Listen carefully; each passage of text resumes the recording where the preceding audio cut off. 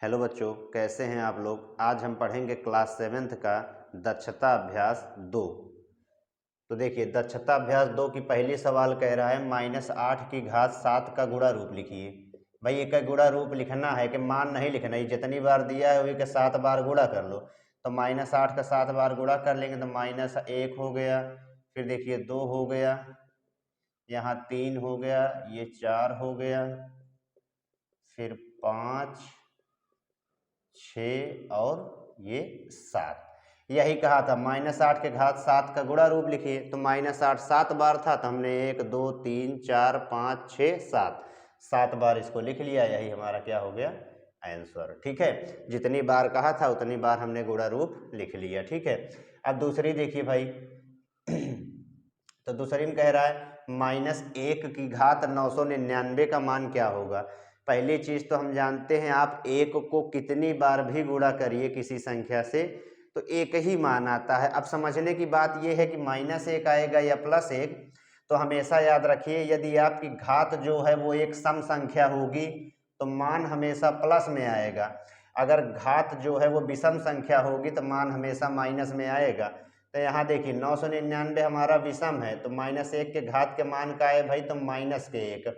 यही अगर सम होता 998 बार होता तो मान क्या आता, +1। ठीक है, यहाँ देखिए तीसरी कह रहा 3 के घात 8 गुणे 3 घात 12 का आधार 3 पर घातीय संकेतन लिखिए।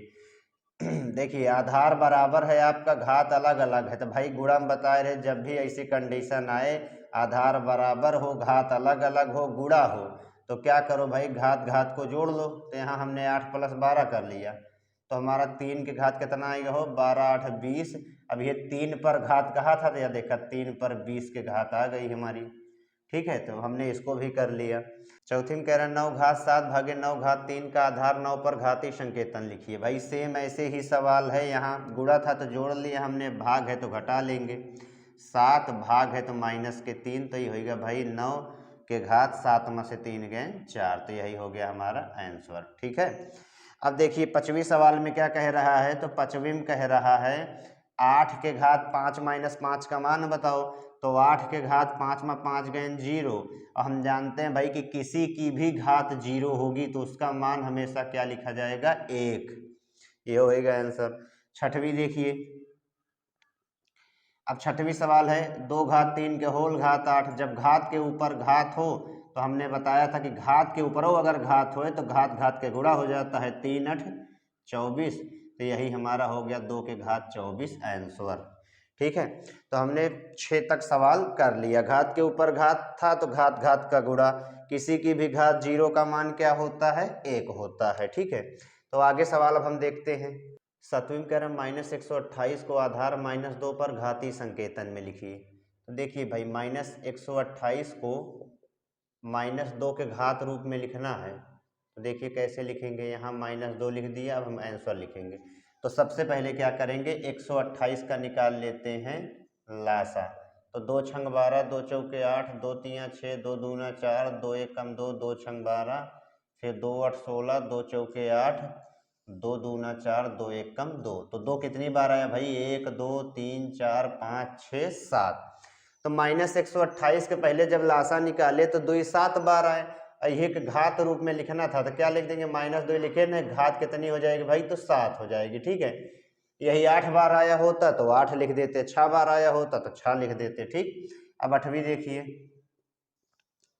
अब 8वीं में कह रहा है सरल कर इसका मान बताइए। तो सबसे पहले देखिए क्या करेंगे भाई, 7 का स्क्वायर 49 होता है तो लिख लिए, 9 के स्क्वायर 81 लिख लिए, भाग है तो भाग लिख लिए, 14 का स्क्वायर होता है 196 तो लिख लिए, और 3 के स्क्वायर 9 होता है तो इसको भी हमने लिख लिया। भाग में नहीं काट सकते भाई, पता है।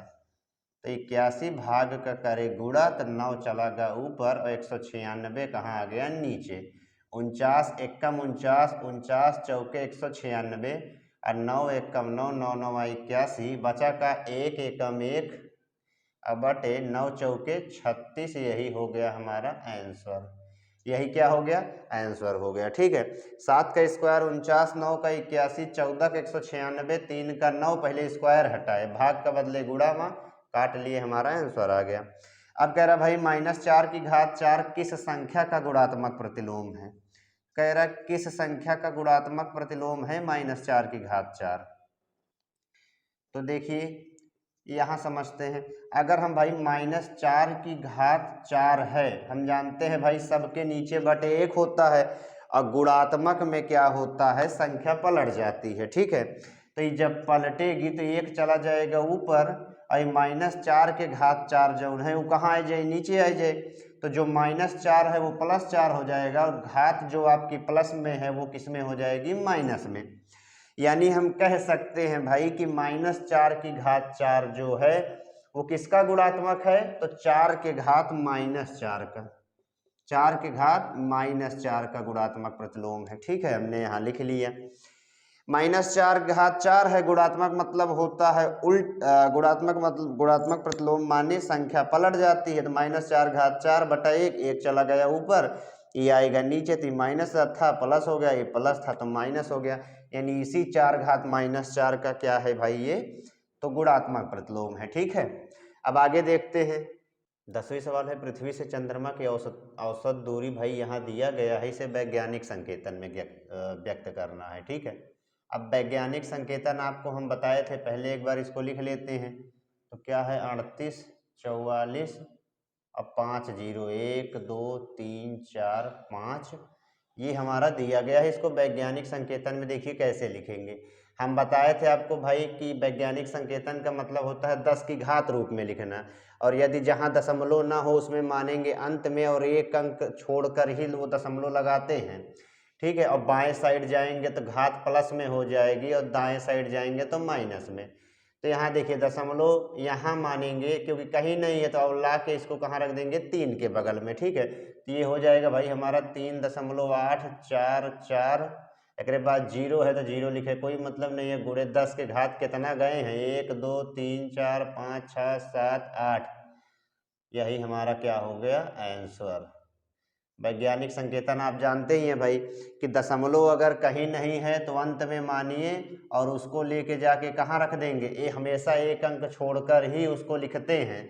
तो 3 छोड़कर हमने लिख दिया 3.88844, और 8 अंक गए थे लेफ्ट साइड, तो 10 की घात 8 प्लस में लिख दिए। ठीक है, ऐसे 11वीं देखिए, कह रहा प्रकाश की एक किरण द्वारा 1 वर्ष में तय की गई दूरी इतना है, इसे वैज्ञानिक संकेतन में बताइए। तो सबसे पहले यही लिख लेते हैं, तो है हमारा भाई 94 60, फिर उसके बाद 5, फिर कितना 0 है, तो 3 3 6 3 9 2 11 0, 1 2 3 4 5 6 7 8 9 10 11, 11 0 है। इसको भी हमको वैज्ञानिक संकेतन में व्यक्त करना है। दशमलव कहीं नहीं है, यहाँ मानेंगे और लाई के यहाँ रख देंगे। ठीक है, तो देखिए ये हमारा क्या हो जाएगा, 9.4605 गुणे 10 के घात कितना आए, तो 11 थी तो 0 है, 12 13 14 15 गुणे 10 के घात 15, मीटर हुआ लिखा है तो यूँ का लिख देंगे मीटर, यही हो गया हमारा आंसर। ठीक है, हमेशा एक अंक छोड़कर दशमलव लगाते हैं। अब देखिए 12वीं में आपको संकेत भी दिया है, लेकिन हम एकदम आसानी समझा दे रहे हैं, संकेत से हम ऐसे ही आपको समझा दे रहे हैं। भाई देखिए किसी भी सवाल को सॉल्व करने के लिए अभ्यास 2 में या तो आधार बराबर दिखा रहना चाहिए या तो घात बराबर रहना चाहिए।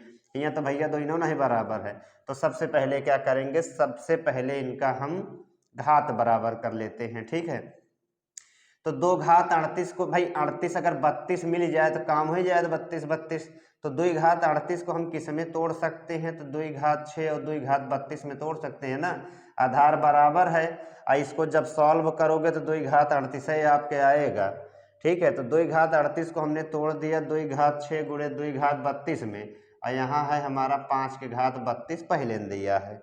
ठीक है, हमने करा क्या भाई, 2 घात 38 को 2 घात 6 और 2 घात 32 में तोड़ दिया। अब 32 में कहे तोड़े, क्योंकि यहाँ 32 था। ठीक है, अब आगे देखिए 2 घात 6 के मान क्या होता है भाई, तो 2 घात 6 का मान होता है 2 दूना 4।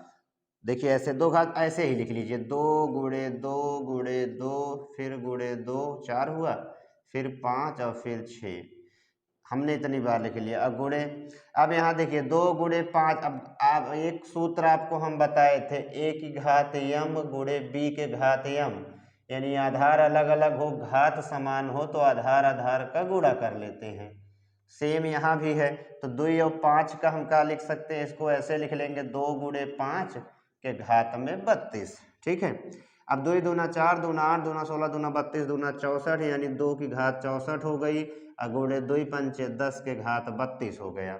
हमसे कहा है भाई कुल कितने अंक हैं। अब देखिए दशमलव कहीं नहीं है तो क्या करेंगे, एक उठाए यहाँ लास्ट में मानेंगे और यहाँ लाके लगा देंगे। ठीक है, तो ये हो जाएगा हमारा 6.4 गुणे 10 के घात 1 अंक जब लेफ्ट आए हैं तो घात जुड़ जाए 32 से 1 अंक यानी घात प्लस हो गया, तो ये होगा हमारा 6.4 गुणे 10 के घात 33। यही हो गया हमारा आंसर। यही क्या हो गया भाई, आंसर हो गया। हमने करा क्या, पहले इसका आधार बराबर और घात बराबर करा। 2 घात 38 का 2 घात 6, 2 घात 32 में तोड़ दिया। अब 2 घात 6 यानी 2 के 6 बार गुणा, और 2 घात 32 5 घात 32 सूत्र में मिल रहा था तो हमने ऐसे लिख लिया। 2 घात 6 64 होता है। ठीक है, और 2 पंचे 10 घात 32, 1 अंक में दशमलव यहाँ ला के लगा दिए, आंसर हो गया। ठीक, अब आगे की भी देखते हैं। 13वीं कह रहा है 1 ग्राम मानव अपशिष्ट में इतने वायरस होते हैं, इसे वैज्ञानिक संकेतन में व्यक्त कीजिए, यानी वैज्ञानिक संकेतन में ही हमको व्यक्त करना है। ठीक है, तो मानव अपशिष्ट में भाई कितने हैं, इकाई दहाई सैकड़ा हजार 10,000 लाख 10 लाख, यानी 10 लाख वायरस हैं, इसे वैज्ञानिक संकेतन में व्यक्त करना है। तो ठीक है, देखिए यहाँ हमने लिख लिया वायरस। वायरस कितने हैं, तो इकाई दहाई सैकड़ा हजार 10,000 लाख 10 लाख। इसको वैज्ञानिक संकेतन में व्यक्त कर लेते हैं। दशमलव कहीं नहीं है, यहाँ मानेंगे लाए के यहाँ रख देंगे, तो 1.0 गुणे 10 के घात कितना हो जाएगा, 1 2 3 4 5 6। यही हो गया हमारा आंसर, 1.0 गुणे 10 की घात 6। ठीक है, यहाँ देखिए 14 में कह रहा है गाँव के एक स्कूल में विश्व स्वच्छता दिवस पर बच्चों से हाथ धोने का अभ्यास कराया गया। प्रत्येक बच्चा हाथ धोने में 2 मिनट का समय लगाता है। यदि कक्षा में कुल 64 बच्चे हों तो पूरी कक्षा के बच्चों को बारी बारी हाथ धोने में कितना समय लगेगा, और जो लगेगा उसे घात रूप में दिखाइए।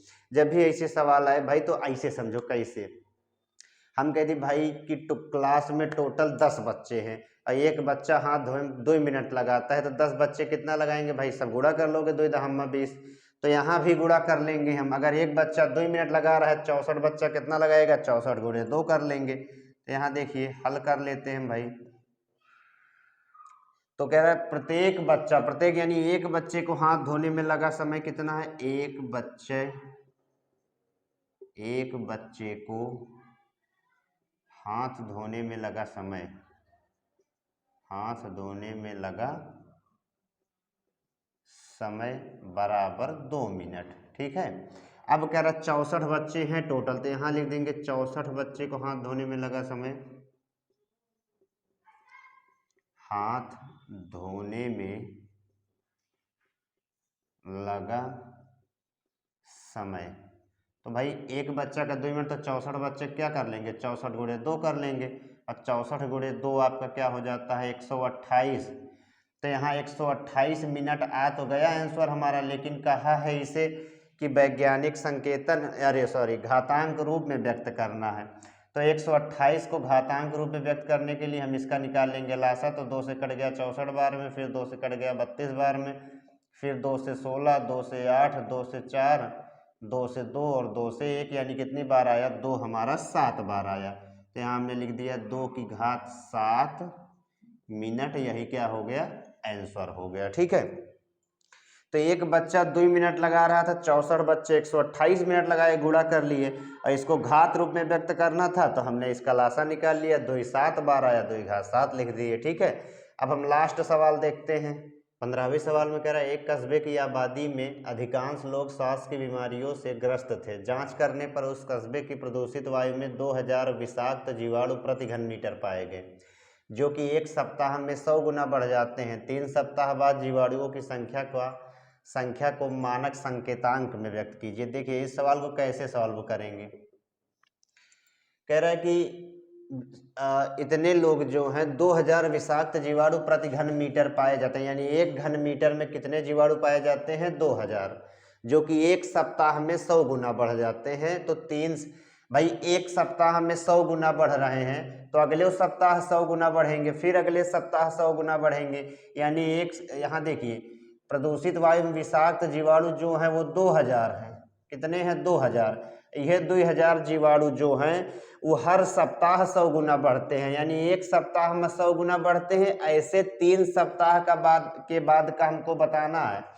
टोटल 2000 विषाणु हैं, जीवाणु हैं जो हर सप्ताह 100 गुना बढ़ते हैं। तो एक सप्ताह 100 गुना बढ़ा तो अगले सप्ताह 100 गुना बढ़ेगा, फिर अगले सप्ताह भी 100 गुना बढ़ जाएगा। ठीक है, तो इसको हम जब गुणा करेंगे तो हमारा क्या आएगा? तो 3 जीरो यहाँ, 2 जीरो यहाँ, 2 यहाँ, 2 यानी 6 3 9 जीरो। तो 1 2 3 4 5 6 7 8 9 इतने हमारे जीवाणु जो हैं, जीवाणुओं की संख्या 3 सप्ताह बाद होगी। ठीक है, तो इसी को हमको मानक संकेतांक में व्यक्त करना है, यानी घात रूप में। तो दशमलव कहीं नहीं है तो यहाँ मानेंगे और ला के लास्ट में रख देंगे तो ये हो जाएगा 2.0 गुणे 10 के घात 1 2 3 4 5 6 7 8 9 9 लेफ्ट आए हैं तो ये 10 घात 9 क्या हो जाएगा? घात आपकी प्लस में हो जाएगी। ठीक है, तो यही हमारे क्या हो गए भाई? तो यही हो गया हमारा आंसर। हमने करा क्या? 2000 जीवाणु थे और हर सप्ताह 100 गुना बढ़ते हैं, तो 3 सप्ताह 100 गुना बढ़े, सबका गुणा कर लिए, फिर उसके बाद हमने उसका मानक संकेतांक यानी घातीय संकेतन ज्ञात कर लिया। ठीक है, यानी वैज्ञानिक संकेतन जिसे घात रूप में लिखते हैं। ठीक, तो दक्षता अभ्यास 2 आपका समाप्त होता है। मिलते हैं नेक्स्ट वीडियो में।